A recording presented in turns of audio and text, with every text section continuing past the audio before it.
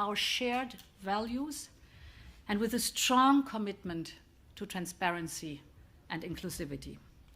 It is global in scale, from Africa to Latin America to the Indo-Pacific. It articulates a positive vision of cooperation in the 21st century, and it builds on partnership at eyes level. Thus, Global Gateway and B3W and the Clean Green Initiative is not only complementary, but even they reinforce each other. And allow me to say a few words to the four guiding principles you have raised.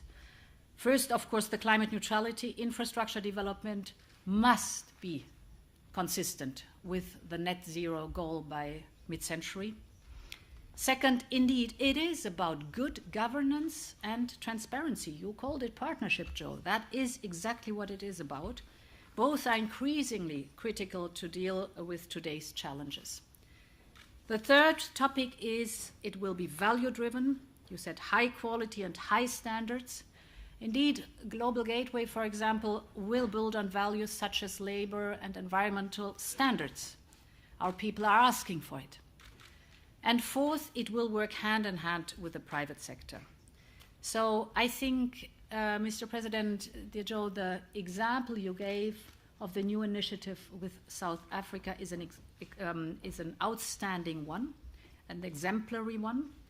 It's an excellent showcase, indeed, that the United States, the United Kingdom, Germany, France, and the European Union are together launching this Just Energy Transition Partnership with South Africa, teaming up with President Cyril Ramaphosa, financially supporting South Africa in making the transition out of fossil fuel and into clean energy. I think this partnership, and I hope it, will be a blueprint for similar partnerships with other countries, and I look forward to our discussion. I have the pleasure now to give the floor to you, Prime Minister, dear Boris. Thank you very much, dear Ursula, and thank you, everybody. Thanks, Joe and Ursula, for hosting this meeting. And you're absolutely right that we began this idea at with the Build Back Better partnership in Carbis Bay.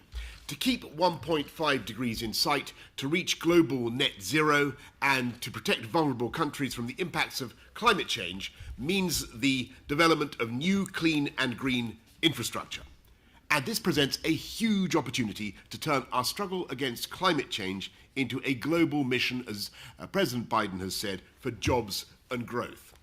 In the UK, through our net zero strategy, we are pioneering a green industrial revolution with public investment leveraging billions of pounds of private funding into whole new industries, from offshore wind to carbon capture and storage, allowing us in the UK to level up our whole country with thousands of good new green jobs. And by partnering with developing and emerging economies to invest in climate smart infrastructure and meeting our $100 billion climate finance commitment, of course, we can go on to unlock trillions, whether it's tens of trillions or hundreds of trillions, as Mark Carney would say, of private finance to do something similar around the whole world. So our pursuit of global net zero can drive global levelling up, helping developing economies fast-track their way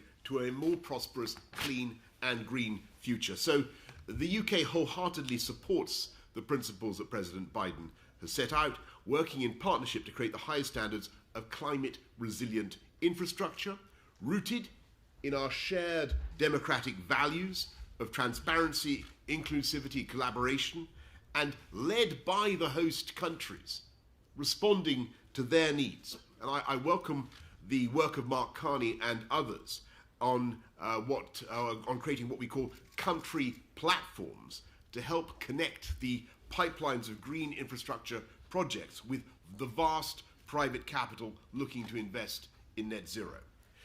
The UK is proud to contribute to these efforts today with our Clean Green Initiative, as you say, Ursula. By taking our green industrial revolution global, we're investing over £3 billion and mobilising a similar amount of private finance to support technologies like drought-resistant agriculture, where investors have been reluctant to take the risks alone. We're investing in green bonds for renewable energy in Vietnam and solar power in Burkina Faso, Pakistan, Nepal and Chad.